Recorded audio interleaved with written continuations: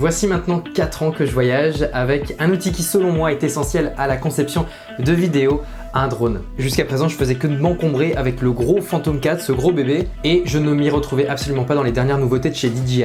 Mais ce temps-là est bien révolu, je décortique et je vous montre aujourd'hui le drone qui selon moi est parfait pour voyager. J'ai nommé le Mavic Air 2.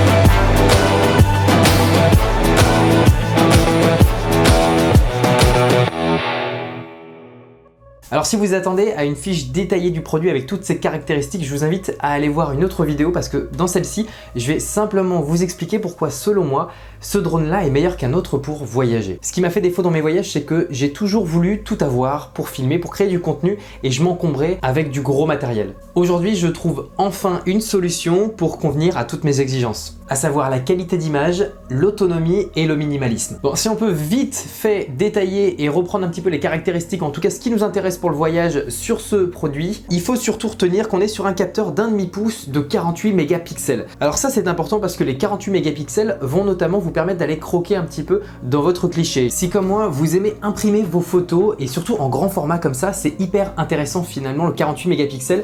Vous allez pouvoir retrouver une qualité d'image incroyable. Toujours dans la photo, les hyperlapses en 8K, c'était pas quelque chose que j'attendais forcément, mais il faut bien admettre que DJI marque des points sur cet aspect-là du drone. Je l'ai utilisé un petit peu, mais pas en profondeur. Je pense que ça peut vraiment être beau avec des paysages très profonds, très lointains, et avec beaucoup d'arrière-plan qui passent très vite. Je pense aux nuages, tout ça. La 8K en hyperlapse, je pensais que ça allait être un peu superflu, et finalement, c'est quelque chose de top. Il y a aussi un mode Smart Photo, si comme moi, vous n'êtes pas forcément bon en réglage manuel, ou que vous n'avez pas envie de vous embêter simplement avec les réglages en manuel sur votre drone, eh bien le drone détecte simplement la bonne saturation, le bon grain d'image, la bonne colorimétrie finalement sur une image. C'est très utile quand vous avez peur un petit peu de brûler votre image, notamment avec le ciel, avec des surexpositions comme la neige. Eh bien le mode Smart Photo, je trouve que c'est un bon compromis si vous voulez avoir de belles images et simplement. Bon, moi ce que j'attendais énormément sur ce drone, c'était la 4K en 60 fps.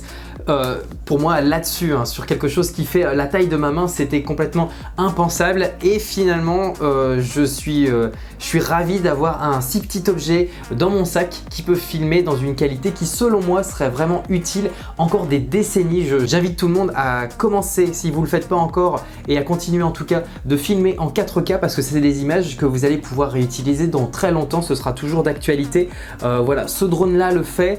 Il y a aussi du 240 fps, on peut faire du slow motion vraiment à balle et je trouve que vraiment là-dessus au niveau vidéo on n'a pas à se plaindre, on a vraiment affaire à un produit de qualité et pour les vidéos sur YouTube ou vidéos quasi professionnelles, je trouve que c'est vraiment top la 4K 60 fps. Bon, bien sûr il faut avoir la machine pour faire tourner du 4K 60 fps, ce sera pas donné à tout le monde. L'autonomie quant à elle a été poussée jusqu'à 34 minutes, on est sur des batteries en lithium capables de tenir 34 minutes sur le papier. En réalité elles tiennent plutôt 25 à 30 minutes quand il n'y a pas beaucoup de vent, quand les bonnes conditions météorologiques sont réunies. Mais avec le pack combo, celui que j'ai pris, on a 3 batteries et 3 batteries dans son sac. Je vous garantis que sur une journée de tournage, c'est largement suffisant quand on part en balade, en randonnée. Moi, 3 batteries, j'en avais que 2 sur le Phantom 4. 3 batteries, pour moi, c'est un luxe. Je ne comprends pas pourquoi DJI avait fait un Mavic Air 1 avec une connexion à la radiocommande en Wi-Fi. C'était très instable, on ne pouvait pas finalement envoyer le drone très loin et avoir un retour de qualité sur son smartphone. C'est maintenant révolu parce qu'on est sur une technologie OcuSync 2.0 et je peux vous dire vraiment j'ai été bluffé. 4-5 km, on a toujours une qualité d'image Full HD sur son écran. À 10 km, je l'ai pas encore fait, je pense que ça doit piquer un petit peu pour le drone, mais finalement quand il n'y a pas trop d'antennes, quand on n'est pas dans une ville et tout ça, je trouve qu'on a un retour d'image qui est vraiment incroyable et c'est ce que j'apprécie énormément sur ce petit drone. Pour les obstacles, DJI nous reparle de son APAS 3.0, donc ici on est sur une 3e version d'évitement d'obstacles. Bon, il faut bien comprendre que le drone n'a pas de capteur sur le côté, je trouve que c'est un petit moins, mais c'est réservé à son grand frère le Mavic 2 Pro finalement. Ici on a des capteurs à l'avant, à l'arrière et et en dessous. Je trouve que c'est largement suffisant pour ce que j'en fais, mais je trouve que c'est personnel, c'est mon utilisation. Il y a des gens qui vont utiliser le tracking à fond, moi pas du tout. C'est quelque chose que je maîtrise pas forcément, dont j'ai un peu peur, et je fais pas ce genre de plan finalement dans mes vidéos, donc j'en ai pas besoin. Ça pourra déplaire à certains qui s'attendaient peut-être à des capteurs latéraux, on n'en a pas sur celui-ci. Bon, tout ceci reste bien cool sur le papier, mais en voyage, qu'est-ce que ça donne finalement? Pourquoi devriez-vous avoir plus un Mavic Air 2 dans votre sac à dos plutôt qu'un autre drone? Bon, on est certes sur un appareil moins compact que le Mavic Mini ou le Mavic Air premier du nom. Mais ici on parle d'emporter une petite bombe technologique loin de chez soi et de rester dans un objectif de run and gun. Ça veut dire se balader avec son drone, prêt à l'emploi, prêt à shooter.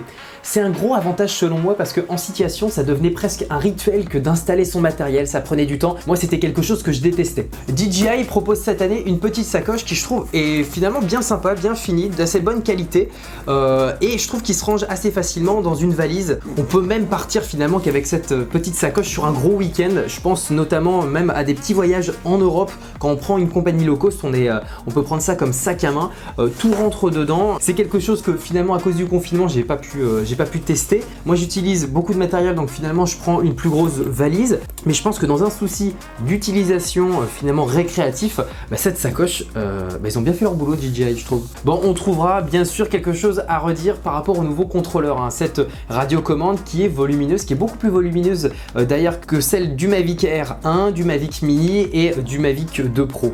Alors je pense que c'est un choix de la marque là-dessus. Écoutez, moi j'en suis ravi parce que je trouve qu'on a un vrai objet dans les mains, on a vraiment une sensation de pilotage qui est selon moi intéressante, que je trouve douce et instinctive. C'est mon avis personnel, chacun aura le sien concernant ce nouveau contrôleur. Comme on l'a vu dans sa fiche caractéristique au début de la vidéo, ce drone a selon moi tous les points forts d'un drone professionnel. Tant pour la photo que la vidéo, si vous êtes amateur de belles images, afin de les partager rapidement sur les réseaux sociaux, je trouve que ce drone il est vraiment intéressant. Je pense que le Mavic Air 2 est une solution attrayante pour les vidéastes minimalistes, toujours désireux d'avoir le meilleur produit, mais prenant toujours moins de place dans le sac à dos, c'est toujours pareil. Après l'avoir testé depuis sa sortie, c'est pour moi une belle victoire de la marque et j'espère que je vous ai convaincu. D'ailleurs, je serais super heureux d'en discuter avec vous si j'ai pu vous aider pour votre choix, pour l'acquisition d'un drone. On peut en discuter dans la barre des commentaires. J'ai vraiment hâte d'utiliser ce nouveau jouet à l'étranger, en Europe et même un peu plus loin quand ce sera possible. J'ai rarement été autant satisfait d'un produit pour de la création de contenu et c'est pour ça que je voulais faire cette vidéo et que je me suis fait plaisir en prenant le pack un petit peu au-dessus qui est à 1050 €, le pack Fly More Combo. On va s'arrêter là pour cette toolbox. Ça a été un gros kiff en tout cas de vous présenter ce produit. Je vais notamment publier maintenant un tas de photos et de vidéos je pense sur Instagram. D'ailleurs si vous voulez voir ça et me suivre sur Instagram, celui-ci s'affiche juste là. Écoutez, on va se quitter là-dessus. Merci beaucoup d'avoir regardé cette vidéo jusqu'au bout. Je vous dis à très bientôt, soit pour une prochaine vidéo Toolbox, soit pour une prochaine vidéo Kiné du Monde. À bientôt, ciao.